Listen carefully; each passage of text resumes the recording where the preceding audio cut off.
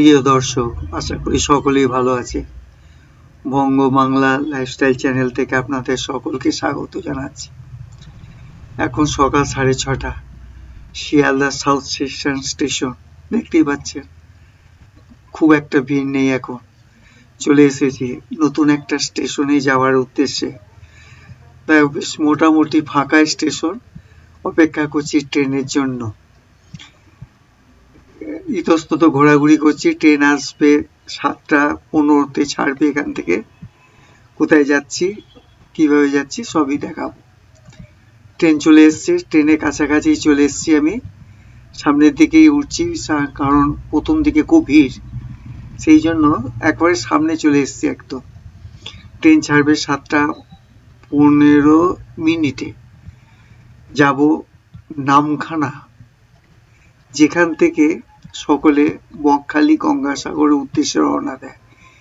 সেই নামখানা স্টেশনটা সম্পর্কে আপনাদেরকে আজকে আমি সব জানাবো। 7:15 জাস্ট ট্রেনটা ছেড়ে দিল।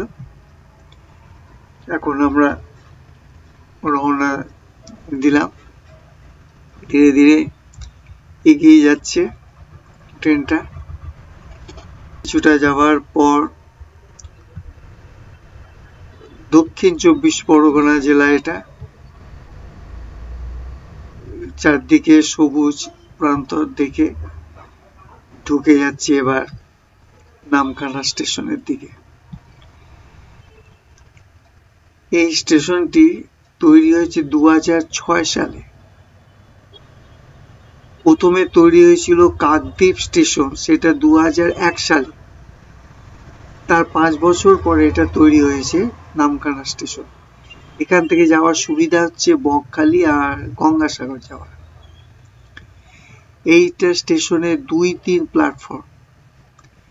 স্টেশনটা দেখে মনে হচ্ছে খুব পরিষ্কার পরিচ্ছন্ন, কোনো দোকানপাট নেই।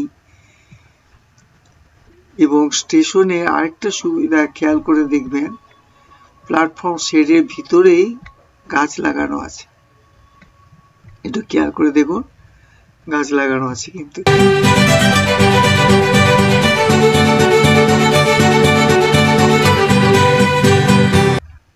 ট্রেন এসে থামলো 1 নম্বর প্ল্যাটফর্মে।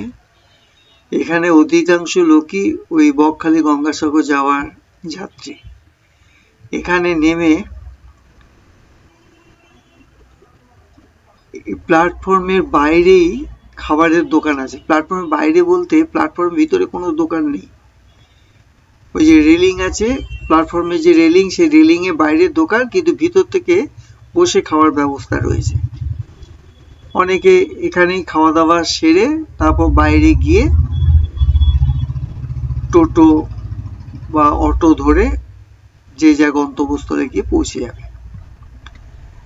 আমি একটু স্টেশনটা আগে পর্যবেক্ষণ করে তারপর আপনাদেরকে নিয়ে যাব। এই স্টেশনে সকালবেলার ট্রেনগুলোতে ভিড় বেশি হয়, যেহেতু সকাল সকাল এসেই যে যার গন্তব্যস্থলের দিকে এগোতে শুরু করবে আর কি। প্যাসেঞ্জার যারা আছে তাদেরকে দেখেই মনে হচ্ছে সব ব্যাগপত্র নিয়ে এসছে, কারণ এখান থেকে সবাই ভ্রমণের উদ্দেশ্যে এসছে আর কি।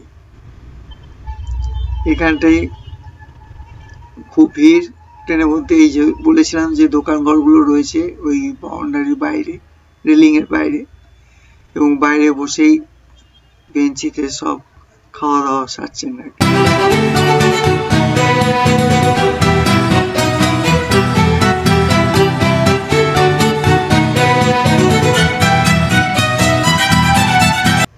নতুন স্টেশন দেখেই মনে হয় এটা স্টেশন চত্বর, ওয়েটিং রুম, স্টেশন পর্যবেক্ষক ঘর সবকিছু রয়েছে।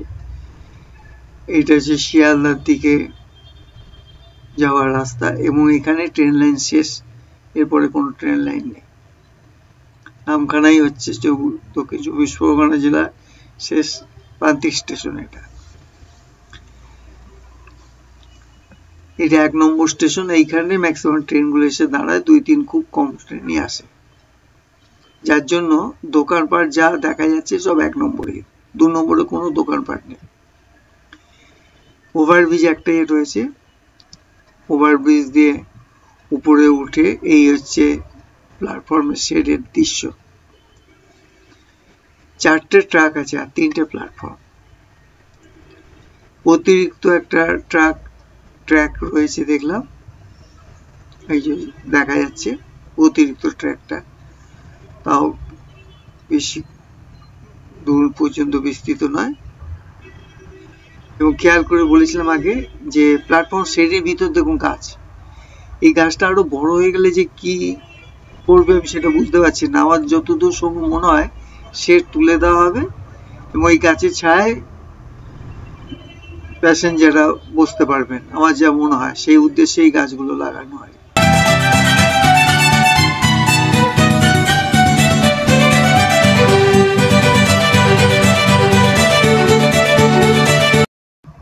দুই তিন প্ল্যাটফর্মে কোনো টয়লেটের ব্যবস্থা নেই।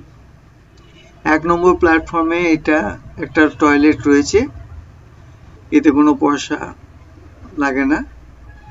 আর একটা টয়লেট রয়েছে স্টেশনের কাছাকাছি, এখানে পে মাধ্যমে হয়, সশুল্ক শৌচালয়। আর কোনো টয়লেট নেই। আর ওয়েটিং রুম আছে, ওয়েটিং রুমের মধ্যে টয়লেটের ব্যবস্থা রয়েছে। স্টেশনের ভিতরে এটা ট্রেনের টাইম টেবিল রয়েছে, তাছাড়া টিকিট কাউন্টার রয়েছে। স্টেশনের এটা বাইরে যাওয়ার পথ, এখান থেকে বেরিয়ে কিছুটা এগিয়ে গেলেই আমরা পেয়ে যাব টোটো অটো ধরা স্ট্যান্ড। খেয়াল করলাম যে স্টেশন থেকে বেরিয়ে সামনেই রয়েছে একটা মন্দির, কাজে এই মন্দিরে ছবি না তুলে পারলাম না, কাজে সামনে এসে বজরংবলী এবং রাধাকৃষ্ণের মূর্তির ছবি তুলে নিলাম। চলে আসলাম অটো স্ট্যান্ডে এবং ওই অটো স্ট্যান্ড ধরে গঙ্গাসাগর যাওয়ার টোটো পাওয়া যায় লঞ্চঘাট যাওয়া পর্যন্ত। এছাড়া বকখালি ও মৌসুম ল্যান্ডে যাওয়ারও টোটো এখানে পাওয়া যায়। টোটো করে বকখালি যেতে গেলে জনপ্রতি 70 টাকা, মৌসুম দ্বীপে যেতে গেলেও ওই রকমই লাগে, আর লঞ্চঘাটে যেতে গেলে 15 টাকা করে নেয়। চলে আসলাম গঙ্গাসাগর যাওয়া লঞ্চঘাটে, সকলে লাইন দিয়ে দাঁড়িয়ে আছে লঞ্চে ওঠার জন্য, লঞ্চ আসলেই লঞ্চ ছেড়ে দেবে। তারপরে চলে আসলাম লঞ্চে করে আমরা 40 টাকার বিনিময়ে কপিল মুনির আশ্রমে, এবং এখানটায় ঠাকুরের দর্শন করে আবার আমরা ফিরে যাব সেই নামখানা স্টেশনে।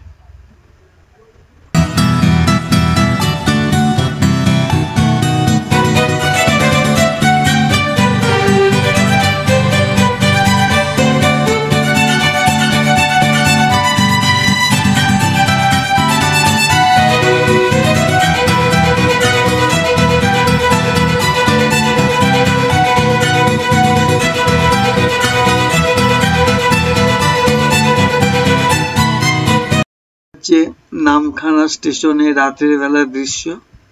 এখন আমি ফিরে যাব আমার বাড়িতে। যদি আপনাদের এই নামখানা স্টেশনের ভিডিওটা ভালো লাগে তাহলে লাইক, শেয়ার এবং চ্যানেলটা সাবস্ক্রাইব করতে ভুলবেন না। আশা করি আপনাদের ভিডিওটা ভালো লাগবে।